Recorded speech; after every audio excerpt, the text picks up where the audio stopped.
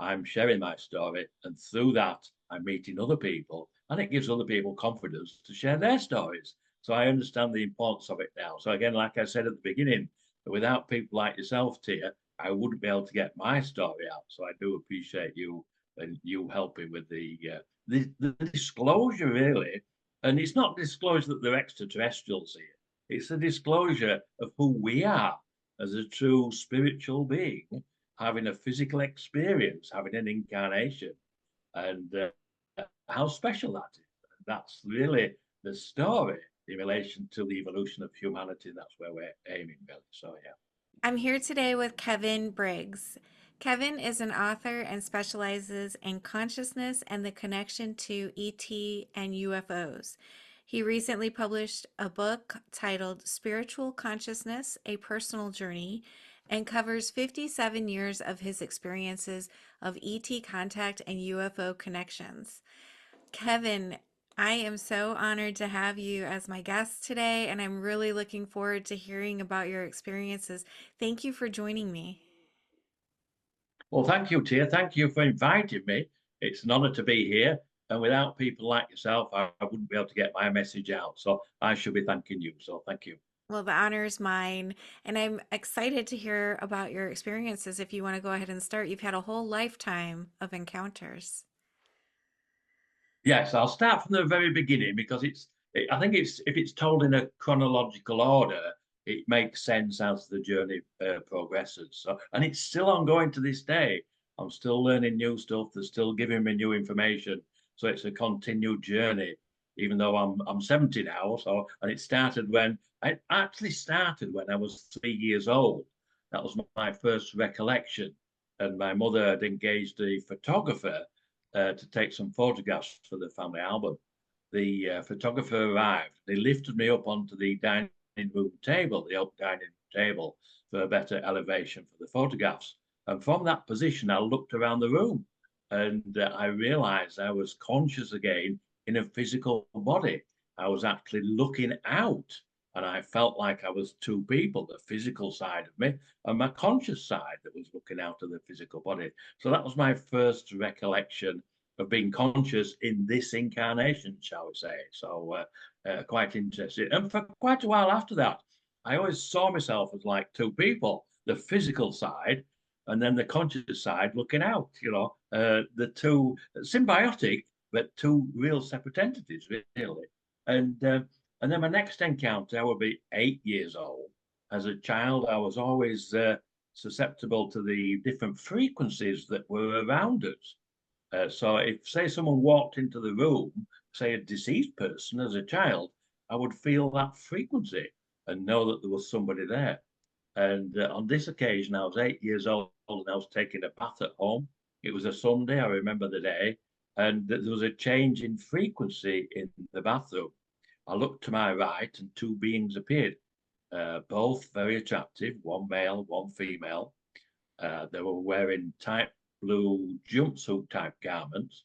They both had long blonde hair, deep blue eyes, and very, as I say, very attractive male and female. And they were speaking to one another telepathically, which I could understand as an 8-year-old child. But it frightened me to death. I was terrified. And the I know them now. I still communicate with them. Their names are Ort, that's the male, and Dee, she's a female. They tell me they are guides and teachers, which is what they've done with me all my life. They are Arcturian and they are fifth dimensional beings. And the only difference between the dimensions are the frequencies of the life forms that are in those dimensions, just the frequency itself. So, and they did tell me later on that I am part of their extended family. Only my physical is in the third dimension rather than the fifth. So if we look at our family's history as not just on a level playing field, as it were, but interdimensional and multidimensional, because we have access to those different frequencies of consciousness. So that's where it's taken us, really. I didn't know that at this time, being an 8-year-old boy in the bathroom. But I remember Dee questioning Ort, and she said, "Is this the boy?" And he said, "Yes, this is a boy." And then she questioned him again and said, "Are you sure this is a boy? Look at him. small, he's uneducated, he's frightened by our presence. He said, yes, this is the boy. I will guide him. I will teach him. There was some other conversation within that, and then they left. And as I said, I was so frightened I didn't get out of the bath. The water went cold. I was shivering. My mother came into the bathroom to see why I was still in the bath. I told her about the two beings, and she said it was just my imagination. Well, it wasn't. I'm still in contact with them to this day. And as they told me later on, I'm part of their extended family. And their job description, as we might say, they are guides and teachers. And that's what they've done all my life. They've guided me and taught me many things that we're not taught in our three-dimensional world. I don't know why we're not, but I think we are beginning to understand these higher conscious beings, the different levels of consciousness now. So hopefully things will change as we all learn together. And I'm part of that. I'm now sharing the information that they've shared with me throughout my life. So quite excited, I think. Exciting times to be alive, Tia. That is for sure. We were talking about that a little bit before we got started, and the shift that we're seeing in our planet is very exciting. That the energies that we're seeing come forth. Yeah, and I speak with many people now who, like myself, their lifelong experiences, they can access the energies as well, coming to our planet, coming to our third dimension. So it's very good. So if I continue on from there, then let me see, my next encounter would be, I was 9 years old, and on this occasion, and again, it was another Sunday. I remember all these specifically. And I have quite a poor memory, but I remember all these. They obviously give me the memory and I retain it. And it was a Sunday. I had some friends round. We'd been playing board games, and it was time for them to leave to go home for their tea about 5 o'clock. And we packed up the board games and I showed them out the back door. And as I turned round back into the home, I could feel a frequency again. There was some frequency in the home. So I went looking for it. I went into the living room, into the kitchen, upstairs into the three bedrooms, and then I went back into the living room where the frequency was the strongest. And I was drawn to the window and I looked behind the drapes, the curtains, and there was an orb there. It was about 4 to 6 inches across. It was vibrating, orangey yellow in colour. There was no communication from it at that time, but I thought I'd brought it into the home. And I thought if my mother saw it, I would get into trouble. Anyway, I thought, well, it'll disappear by the time I go to bed at night. So I went to bed that night. I woke up in the morning and I knew it was still there. I could feel the frequency in the home. I went downstairs and it was still there. To cut a long story short, it was there until Friday. I came home from school on the Friday about 4 o'clock. I opened the back door and I knew instantly that it had left. I went to the window, looked behind the drapes, the curtains, and it was no longer there. And as I said, I didn't have any direct contact with it, other than I don't remember any messages, other than the fact it was there from the Sunday to the Friday. But immediately after it had left, my psychic abilities were enhanced no end to where I could separate my consciousness from the physical and go and travel out of body. I didn't go very far as a young boy. I would usually travel over to see my grandparents. I lived in Wakefield in the UK, and they lived in Liverpool in the UK, about 70 miles away. So I would, usually at the weekend on a Sunday, I'd relax, I'd open my mind, and I'd leave, my conscious energy would leave and go over to their home in Liverpool. I would enter through the roof, and I would go upstairs into their uh, master bedroom. And on the master bedroom, they had a dressing room. It's an old house. And I would sit in that dressing room. There was a chair in there. I'd sit in this chair. And I could look down through the floor, and the floor was opaque. And I could see my grandmother in the kitchen, usually cooking on a Sunday, and my grandfather either reading the newspaper or watching TV. And it gave me great comfort to see them. And when I wanted, I'd just fly over there and see them. And I often wondered what would happen if they came upstairs. What would they see? I know the answer to that now. I didn't then. They would have seen my pure conscious energy orb, which would have been 4 to 6 inches in diameter, slightly vibrating, orangey yellow in color.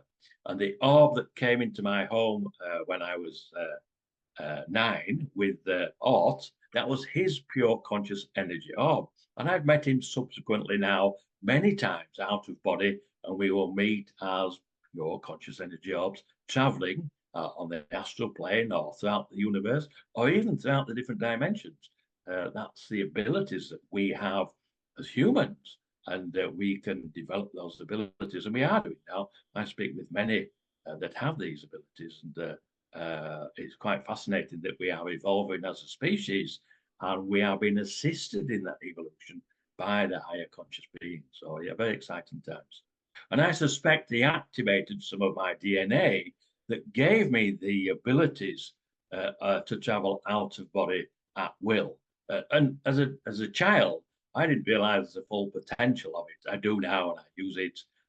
But that was the beginning of my education.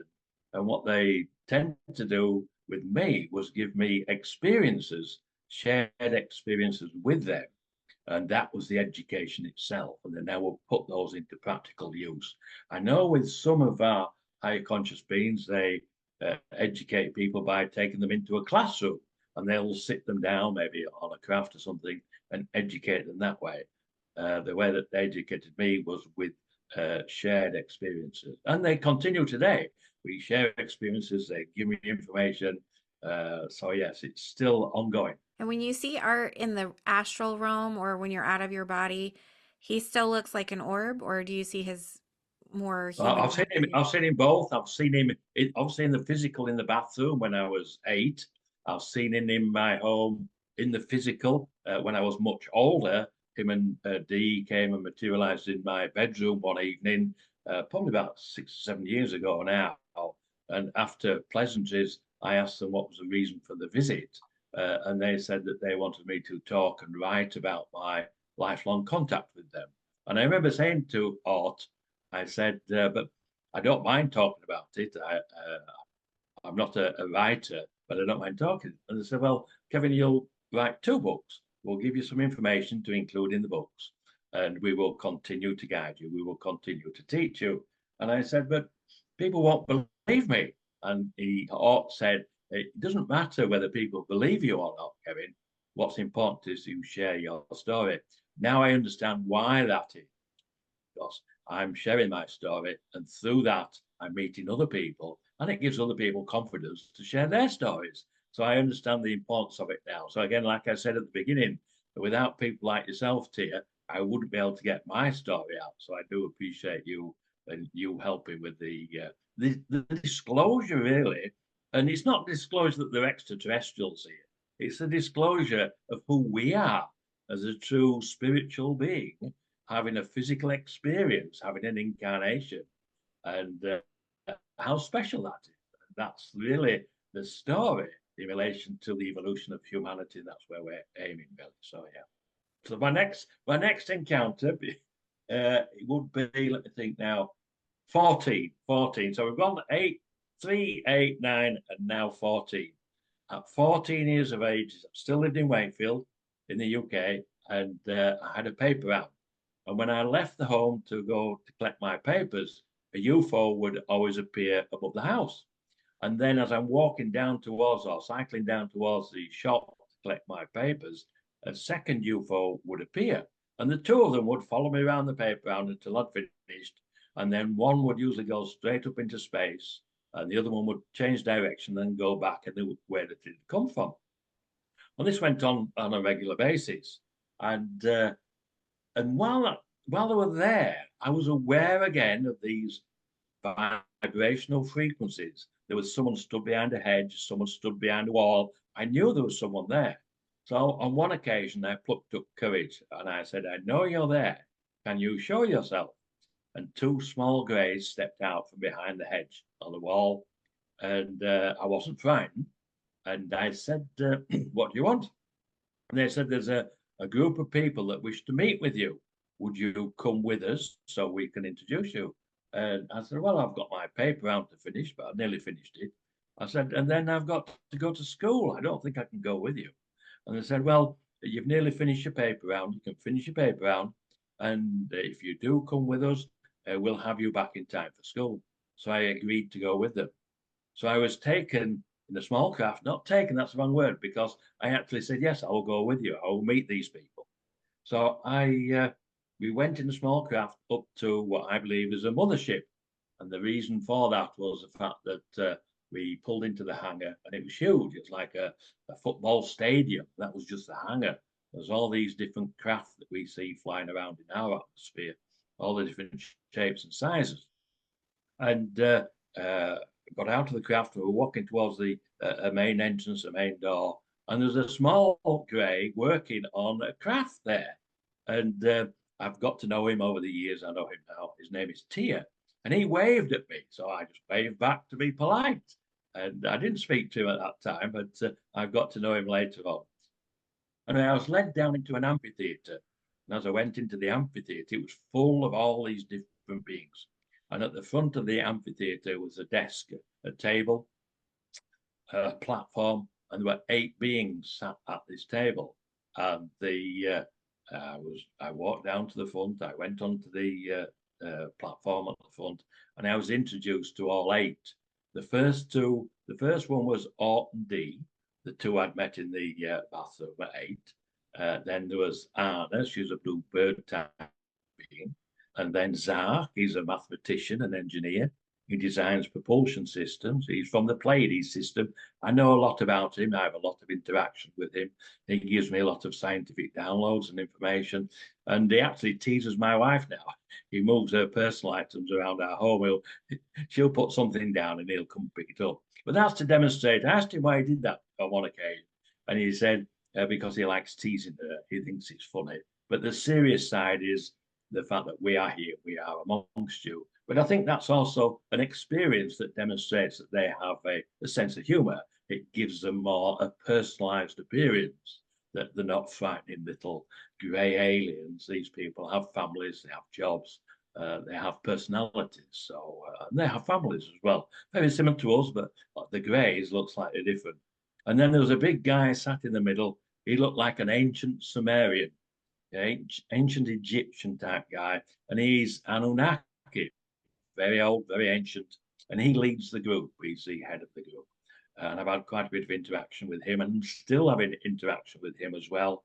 And then next to him was a guy called Tag. I say a guy because I think of them as guys. He was a tall grey alien. And he told me that he was responsible not only for the security of this group of 8, but he was responsible for the security of this quadrant of the galaxy. And I'd never thought about the galaxy being split into quadrants, but clearly they do.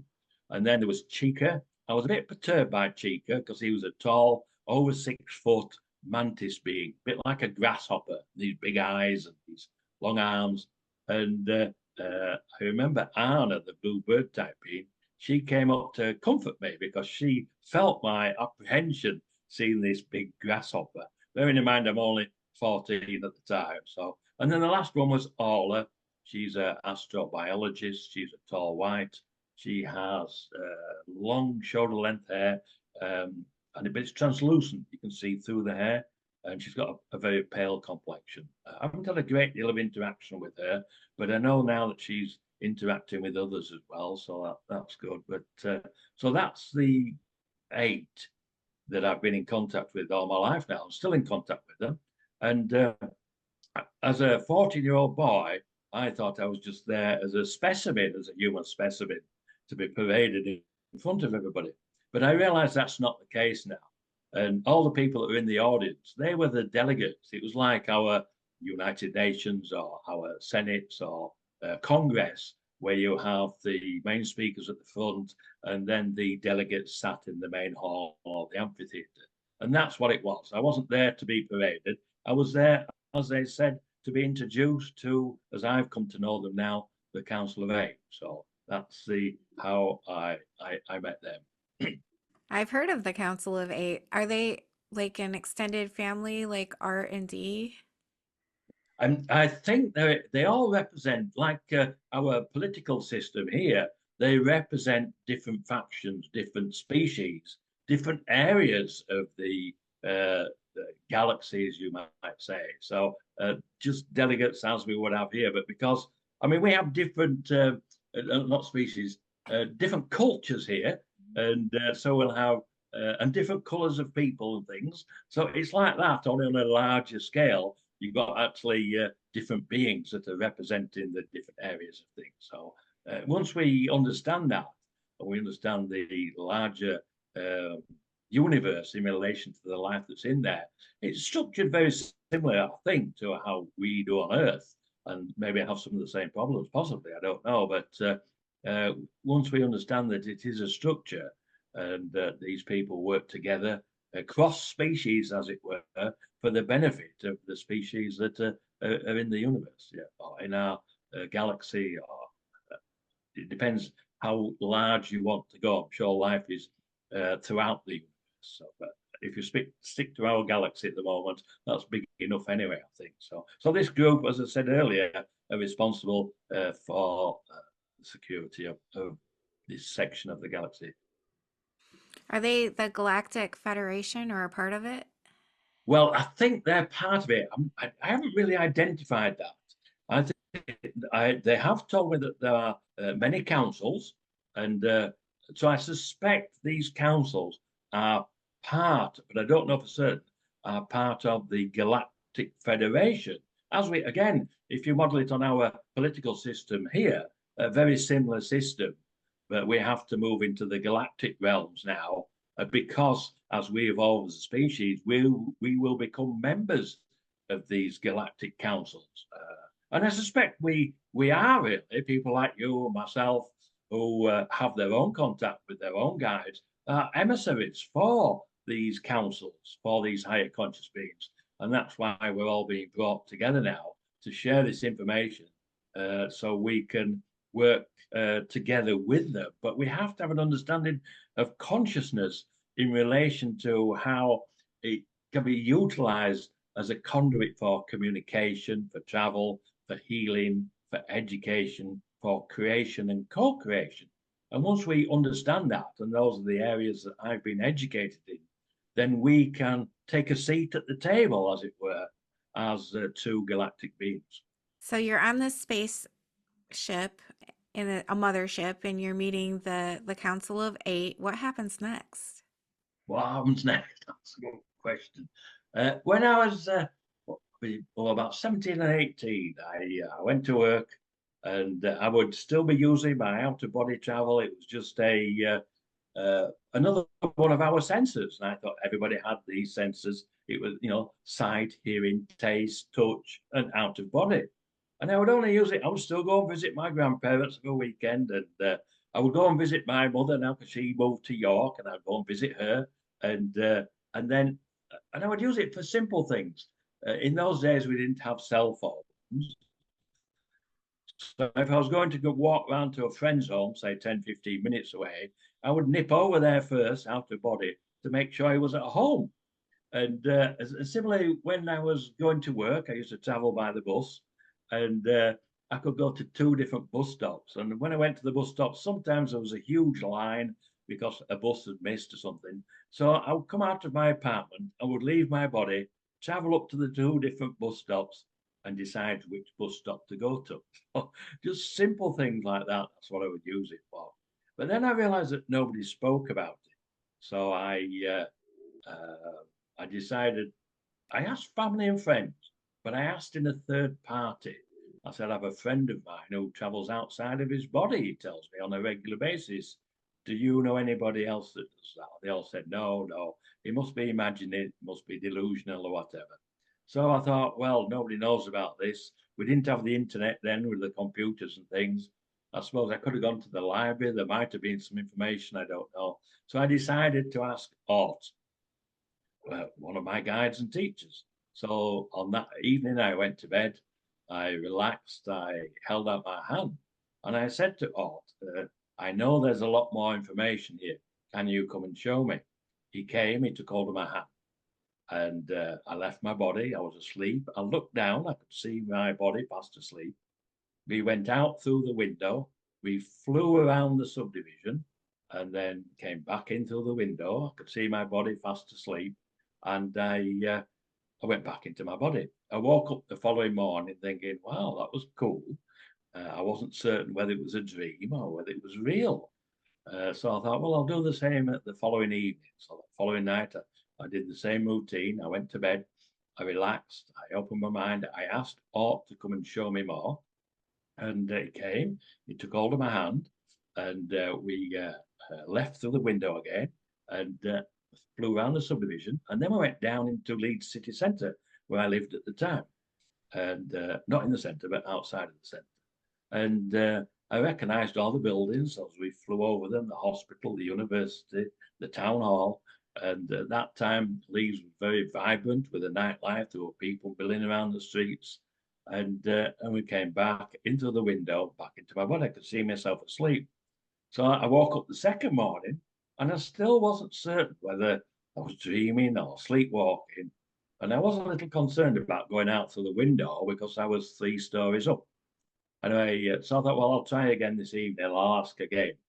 So I asked Art again, and he came. He took hold of my hand. But before we set off, I said, "Do you mind if we go out through the roof this time? Because I'm not happy going out through that window. We're 3 stories up. It's concrete pavement below, and I'm a bit concerned." So we went out through the roof. We flew around, and we came back into the roof. I could see my body asleep, and I went back into my body. So I was used to traveling out of body on my own, but now I'm traveling with Art, and he's showing me different things. So, and then a bit later on, he came and he said to me one night, he said, "Kevin, I'm going to take you somewhere special tonight. Are you happy to go with me?" I said, "Yes, I'll go anywhere you want to go." So we took hold of my hand. I left my body. I looked down, I just make sure I'm asleep.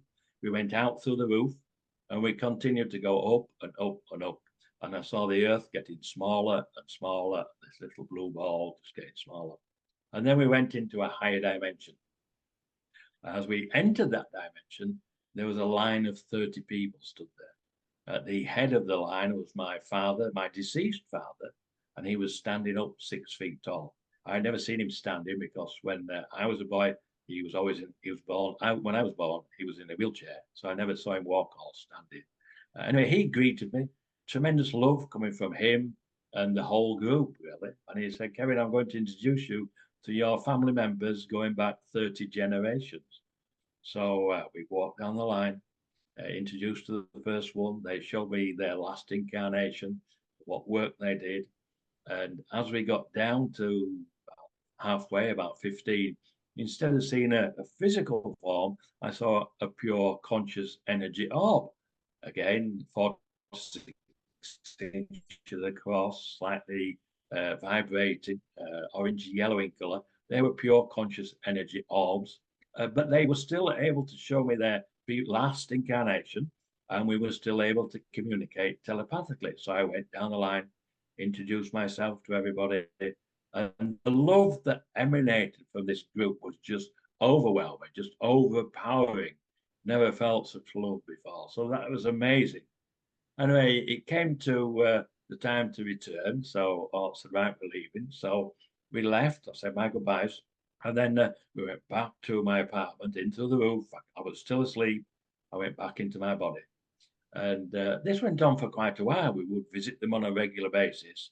But then I became so confident and comfortable, I would do it myself. I didn't need Art to help me. He'd given me the experiences, and I would leave my body. I would go and visit my extended deceased family, shall we say, as we perceive them. I don't see them as deceased. They are just now living at a higher level of consciousness where they don't need the physical, but they're still alive. They're still enjoying their higher level of conscious being, as it were. And again, when I arrived, the feeling of love there was just overwhelming, tremendous. And to cut a long story short, I went to meet them over a period of 2 years, but I was finding it more and more difficult to get back into my physical because every time I left, every time I met with them, they wanted me to stay with them. And the draw to stay with them was quite tremendous, really. But I said to them, "I'm enjoying my incarnation. I've got things I want to do. So I have to go back." So I went back. And then one day at work, after this 2 year period, I thought, well, I don't think I'll go and visit them again because I'm having this problem in getting back. And I thought if I stayed with them, my physical would die here in this third dimension. So then I thought, well, I cannot just not go and see them again. I'll go back one more time and let them know that I won't be coming to see them again. So I did. I went usual routine. I went back to see them, and again, this tremendous feeling of love that emanates from the whole group, just tremendous. You can't really explain it. It's so tremendous. And I told them that I wouldn't be coming back to see them. So I'll probably be about 19 now. Anyway, they tried to persuade me to stay, and I said no, and I left. And I haven't been back since. But I know that they're there. I know that I can communicate with them. And I know that when this physical body expires, as it were, I will go back and join my extended family. Um, so really, again, you can see that this is just an education in relation to who we are as a physical human being. We have this spiritual side of the conscious side of who we are. This must be so comforting for you to know your extended family or your what what we call deceased family are still there waiting for you and you'll be with them again. Without a doubt. I feel very privileged to have been shown this information, that have this information. And so I think that it gives a great deal of comfort as well to people who have recently lost family members, and to know that they are okay. Their physical has passed, but they're still alive. They're still watching over you. You can still communicate with them if you choose to learn how to do that. And I still communicate with my deceased family members. But now I've got an extended family as well from the extraterrestrials, as we call them, the higher conscious beings that live within the different dimensions. So I have contact with those as well. So it does broaden your scope as a human in relation to who we really are. And I feel very privileged because I go out I live in the country and I go out with my dogs, and I feel so appreciative of the life that surrounds me, the plants, the trees, the animals, the land itself, which is all sacred land. Then to have that knowledge, it makes one very happy. So I'm very fortunate to have been educated. And that's why I think it's important sharing the information to help other people come to that same level of understanding of who we are as a human species. Absolutely, I agree 100%. It can be paralyzing to lose someone that you love and not know for certain that they still exist, that they're still okay. So to know that is just it's almost like the ultimate comfort that you can have on this planet. It is, without a doubt, it's still a huge loss when we Mm. lose someone that's close to us, or even if we lose one of our animal friends, our pets as we call them. It's just devastating. Even though we do know, you still have to go through that grieving process.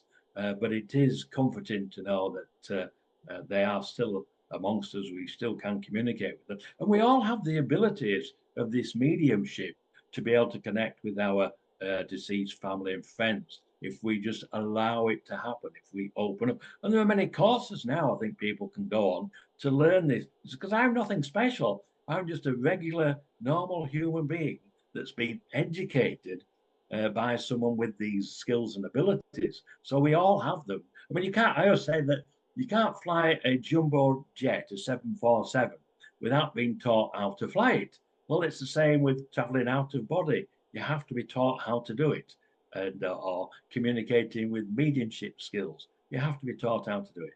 And a lot of people have these skills naturally. They don't have to learn them. They have them naturally. But our cultures in the past have always poo-pooed abilities, psychic intelligence, where now we're open up to the fact that we are much more than just the physical realm, the physical body. And I don't want to get too far off track from your story, the chronological order, but I do want to talk for just a minute about why do you think it was you, or why do you think you were chosen at such a young age? Because you hadn't had time to think about, am I alone, or any philosophical thoughts, or develop any gifts. Well, that's a good question. Very good question. I don't think I was chosen. I think I possibly volunteered as a higher conscious being to come down here to the physical realm. And I had this role to play. This was my work. And I wouldn't have spoken out about it if it hadn't have been for Orton D materializing in my bedroom 6 or 7 years ago now. My wife knew about my interactions, my brother knew about my interactions, but I didn't really speak about it. I didn't need to. I was comfortable with the information. So I don't think it's a case of being chosen. I think possibly children are easier. I think as a human being within our cultures, we get educated and brainwashed into certain areas. That's not possible. This isn't possible. When in fact, all these things are possible. So it's really a matter of education. And children haven't been educated yet, so they're easy to educate because they have open minds. They will absorb the information and they question it, yes, but they're happy to absorb the information. And now I've met many experiencers like myself who have contact from the age of 1, 2, 3, 4, 5, and there are many others. So, which is comforting because there are many groups now, and all these experiences are at different levels of their education. I listened to a friend of mine the other day, and he's being educated in sacred geometry. I don't know much about that. They haven't educated me in that area, but he's been educated by the higher conscious beings in an understanding of sacred geometry. And there's all these different facets and areas that we need to learn to evolve as a species. And that's what's happening at the moment. So again, I'm quite excited for the future. I'm told that we are moving towards the golden years for humanity with new technologies, new shared technologies, and obviously expanding our psychic intelligence, our psychic abilities. It is an exciting time to be alive, that's for sure. So you are moving into young adulthood. You've had all of these experiences. You've met your deceased family. You've decided not to go visit them anymore. Tell me about what happens next. What happens next? Well, the journey is continuing. Uh, I've uh, I've met another group of people who are like myself. I'm a member of the Exo-conscious community, and the founder of that community is Dr. Rebecca Hardcastle-Wright. And if anybody's interested in um, more information, if you go to exoconscioushumans.com, all the information is free. There's some interviews on there with some of the members, and all the members are like myself. They've all got their own contact, all at different levels of education, and we are sharing the information we've been given. So that would be, and I've been doing that now for 2 years with Rebecca Hardcastle-Wright and her group, and I just recently did a channel for the Exo-conscious community, and that was at bequest of Ra and Ort. They wanted to speak with them. So I did that recently. So really that's where I'm going at the moment in relation to, and then I had quite an interesting story. A leading scientist contacted me, which I think is quite important. And he asked me to ask Orton D, and this is from a scientist. So scientists tend to be single-minded in the work that they're doing or whatever. But he asked me to ask Orton D what they knew about the void. I'd heard that, I'd heard the term.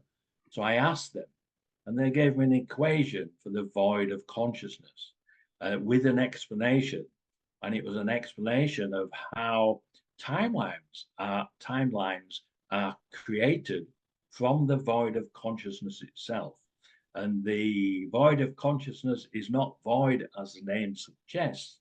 It's full of possibilities, full of potential, full of intentions. So we now as an so conscious community understand this. So we are creating, we are now co-creating these ambassadors, and this new timeline will include them. And this is how we are moving forward towards the reveal globally of our ET star family's ambassadors' presence. But we have to have an understanding of how we do this. And we've now reached this level of understanding where we can do that. So again, it's moving forward as a species because we have to do this ourselves. They are not going to do it for us. We have to do the work. We have to have an understanding so we can repeat it and we can explain it to others in relation to. So really, we've taken responsibility uh, for our future, for our future generations, our future children, and we hopefully will create this new reality, which includes our ET staff, families, ambassadors, and they are reaching out with many now. There are many podcasts like yours where people are talking about their own contact. So we are coming together as a community, an exo-conscious community, an exo-conscious human community. We are a new evolving species who will evolve to join the Galactic Federation or the different alliances that are here within our own universe, with who we share. It expands us as a human species. We're stepping out into space, or we're stepping inside into space, whichever way you look at it. But it's very exciting, I'm sure. It is very exciting. Yes, I agree. So I don't know what's next. I'm not quite sure. I have. I was speaking with a friend of mine, Helena Jacobson Lane, the other day, and she is doing a documentary at the moment. She's making a film and a documentary, and it's about the life of Ray Hernandez and his contact. So that will be very exciting when that comes out. I appear in that documentary, and I think I do a channel in that documentary with Kathleen Marden, Denise Stoner, and Dr. Melanie Barton. And that was quite an interesting story in relation to how I met Melanie. I was asked by my guides to go down to a MUFON conference in Orlando. And I remember on the way down there, I said, "Well, I'm not really interested in the nuts and bolts of the craft and things, but I'll go anyway. I hope I meet someone there that can help me on my journey." And at lunchtime, I listened to all the lectures, all very interesting. At lunchtime, I went to get something to eat to the cafeteria, and it was absolutely full. There wasn't a seat anywhere. I bought a sandwich, and I saw a single seat opposite two ladies on a table. So I went and asked if I could sit down and eat my sandwich. They were chatting away. Anyway, when they'd finished chatting, they brought me into the conversation. And Melanie Batten was the person I was meant to meet there. So I met Melanie. We had a conversation. From that, I met Kathleen Marden, Denise Stoner, and then we met once a month at my home. And I channeled mainly art, but the Council of Eight, and they gave us information in relation to who they are, in relation to the interaction with humanity, and that they are here to help us evolve as a species. And if anybody's interested in those channels, recently Kathleen Marden published a book. I've got a copy here, which is called, you can read that, Forbidden Knowledge. And I think that's Kathleen on the back there. She's a very well-known author, and she's transcribed some of the channels and include them in that book. So if you're interested in what the Council of Eight are saying, then some of the answers are in there. So that's very interesting for people. And then I think Ray Hernandez has a book coming out, A Greater Reality, a 4-volume book.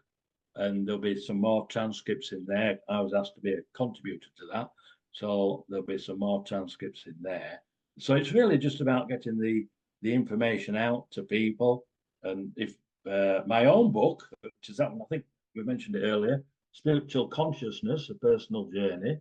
And that's me on the back. Look, that's an old picture now.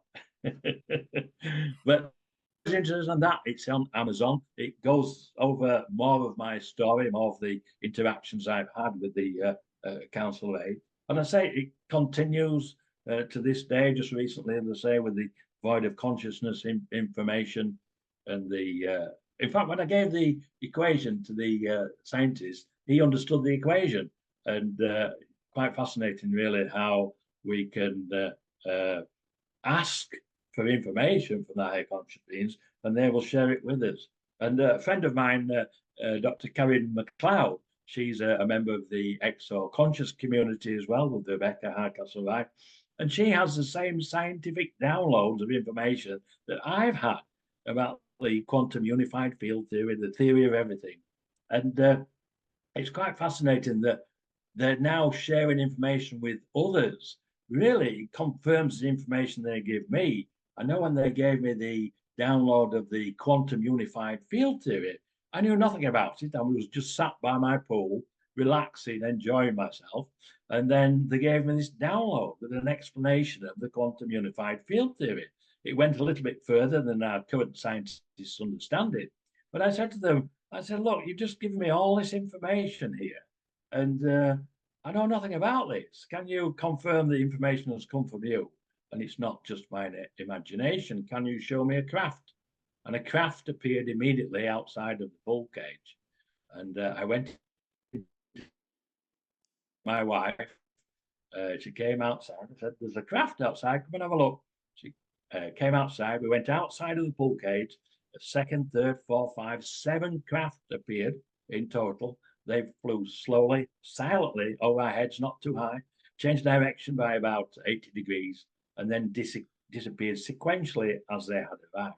So that was confirmation for me. But then for Karen to get exactly the same downloaded information, and then we came together in the Exo-conscious community. I mean, that's just amazing. And when I was given information about the theory of everything, it was really a continuation of the quantum unified field theory. And on that occasion, I was sat by my pool. And I said the same to them again. I said, look, you've given me all this information about the theory of everything. And they explained it all, and I can talk to scientists about it now. And I said, can you show me a craft to just confirm that the information's come from you when it's not my own imagination? A craft appeared immediately and flashed one, two, three times directly outside of my pool case. So again, that was confirmation. So I'm very comfortable, in the telepathic communication, which we all have these abilities if we develop them. And but now it's really just a matter of sharing the information and sharing the information with the what Rebecca refers to the exo-conscious community. We are all exo-conscious human beings. We are tapping into the consciousness outside of the physical body and inside the body. And that makes us an exo-conscious community. And you are part of that. You have your own contacts. You have your own guides. That makes you an exo-conscious human. So as we as the exo-conscious human community come together, we will expand our collective consciousness. And we've already seen that within these small groups we have within the community. And I say again, if you're interested in that, that's where we're heading. And just go to exoconscioushumans.com and you'll get some more information. And there's some interviews on there that, in fact, I think Dr. Karen McLeod is on there with the interview explaining how she met me and how she got the same download. So that's quite an interesting story that she tells because it links in before she knew me in relation to receiving the same direct information. And that shows then that we are receiving the information from the same beings, the Council of Eight. And I know the Council of Eight are now reaching out to other members of the exo-conscious community as well. So it's not just me, it's other people as well. So that's really good. It's really a movement. And you mentioned that there's some courses or classes that people can take to develop their skills or their gifts that they have built in. But do you have any tips for people to get started that generally work for everyone? Yeah, I would just say believe in your own intuition. Um, Very often the information is all around us, and the information will come to us. Like, say, you have a white feather drops in your room, and you don't know where it's come from. That's a simple connection from a deceased family member. And if you look around, there are these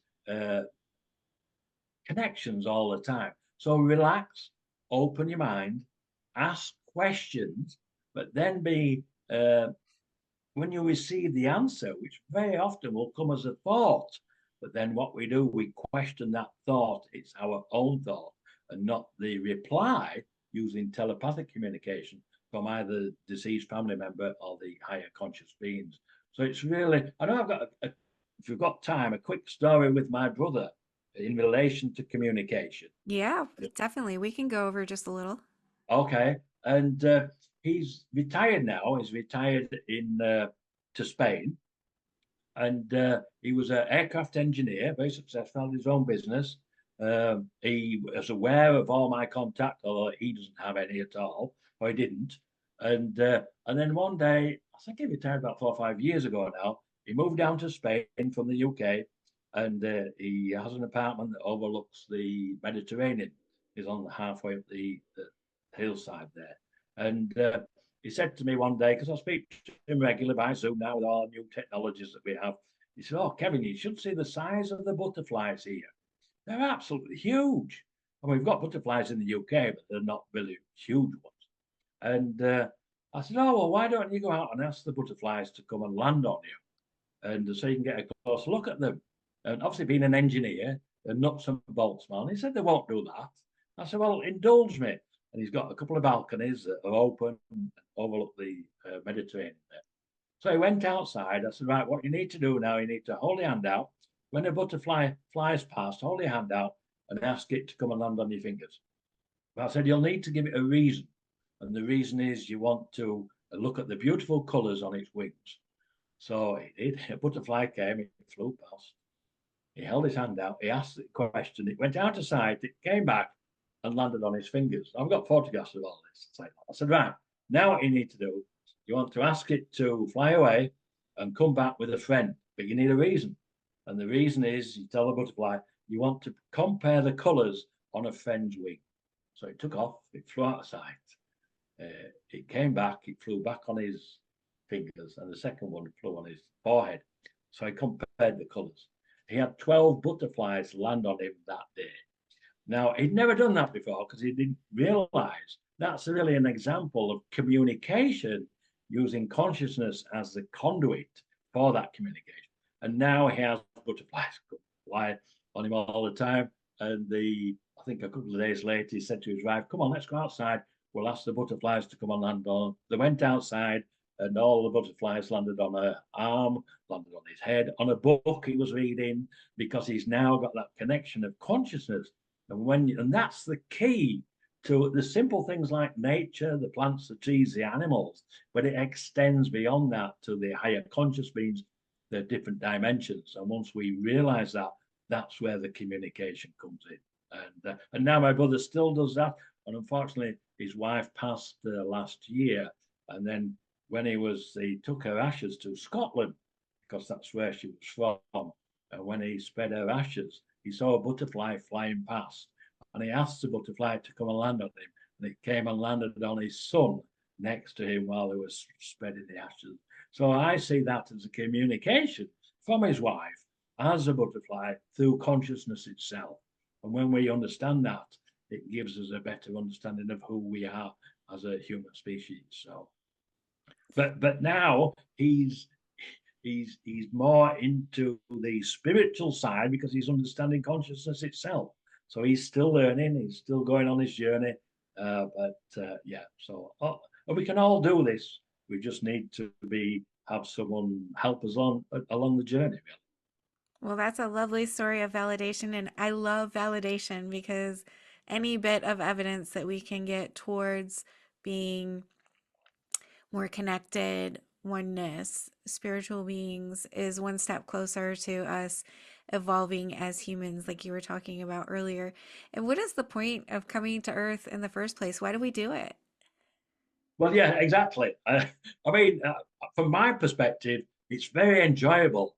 I know some people have some awful lives, but I think the fact that we come as conscious beings, as it were, to have the experience of being in the physical, and that helps consciousness itself expand. I think the true life form in the universe is consciousness, and consciousness creates the realities through thought and consciousness itself. So we are here to learn. It's like a school, I think. Um, but I've been asked to share the information I have. So I suspect I'm now teaching these things. I don't consider myself a teacher, but I am happy to share the information I've been given with others. And depending on where you are within that journey, you can either embrace it or question it or continue on your journey without it. It's totally, we have free will in all of this. We have choices. We can decide what we want to do. And I want to ask one last question. I created this podcast as a part of my way of helping people to overcome fear of death, whether it's because they've lost a loved one or they're facing death or whatever reason. Um, what do you think? Well, let me start here. You have visited your deceased loved ones on the other side, and now there are these galactic beings, extraterrestrials that are existing on a different frequency that you're also a member of their family. What happens as we die? Do we move up through layers of existence, or tell me about that? Yes, exactly. I've got evidence of this. Uh, uh, when we, when the physical dies, the conscious energy, which is again the true life form of the universe, it leaves the physical realm, which is a lower vibrational frequency, and enters a higher level of frequencies. And those frequencies are the frequencies of consciousness itself. So if you consider, say, being in the physical realm, the third dimension, as a lower frequency, and then once the physical body dies, you go to the next level, which is a slightly higher frequency. And then you can continue through the different frequencies until you get up to, say, the angelic realm, where we have the angels who live as pure conscious energy at these extreme high levels of consciousness. And then above that is source energy itself, which I consider to be the source energy of the universe of consciousness itself. Everything evolves from that source energy. That's my understanding from what I've been told by my ETs. I asked them if they believe in God, and they said yes, they do. But they believe in God in a slightly different way. They believe that God is the source of consciousness itself, and all life comes from that source energy. That's their belief system. But interesting to know that they do believe in God as we do, but instead of a single deity, which seems to be the majority of our religions, they consider this single source energy of consciousness as the creator of our life. But then we, as the uh, part of that source consciousness, we are the creators too. And now we have knowledge of how to create a timeline that we desire, as I said before, for our children, for our future generations. And that timeline we can include and co-create with our ET staff on this. So these are huge steps for humanity in relation to, and we're all part of it. That's the key. We're all here now. We can share the information, and we're all part of that. And I wonder what the next generation, the young generation that's coming in now, you know, the 3, 4, 5 year olds, what will their life be like when they get to my age? I mean, I think they're going to have an extremely exciting life with new developments spiritually, as well as I think we've lost that spiritual side of who we are when we went down the scientific material side. And now we're at a point again in transhumanism where we can continue down that route, or we can create a fork in the road and go down the side of the spiritual side and have an understanding of consciousness and expand our reality to include our deceased family members, our higher conscious beings, our extraterrestrials, expanding who we are as a species. And don't forget, we are a species, we are a human species, and we just need to evolve. As I'm sure these other species have evolved, they've probably been at our level of consciousness at some point in time. So, yeah, these are, as I always keep saying, exciting times ahead. Exciting times indeed. Well, thank you, Kevin, for being a part of this ushering of the golden age because we need more people like you. And I think as time moves on, it's accelerating, and more people are jumping on the bandwagon and joining us. And it's just amazing to see, like you were talking about. I often wonder too, what are the younger generations going to grow up into? Perhaps you should just ask your own guides. You know, very often, if you when you go to bed this evening, relax, open your mind, ask your guides for information. The dreams are a great modality of contact that they use. I've different stories of dreams as I've had and had interactions, and they've taught me about all the different modalities of consciousness. And the key itself is that conscious energy. And once we realize that, but they like to be asked. They won't give you too much information that will confuse you or frighten you. They don't want to frighten us. But if you ask, they will give you information. But then we have to be open to the fact that it might be you ask for something as simple as show me a butterfly, and a butterfly will fly past. That's the beginning of that communication. I'm at a position where I can say, can you show me a craft? A craft will appear. The and I can do that for others as well. I have a friend who's a retired detective from the UK, and he never believed in ETs, the afterlife, or anything. And then he was on vacation from the UK, staying in Florida with me.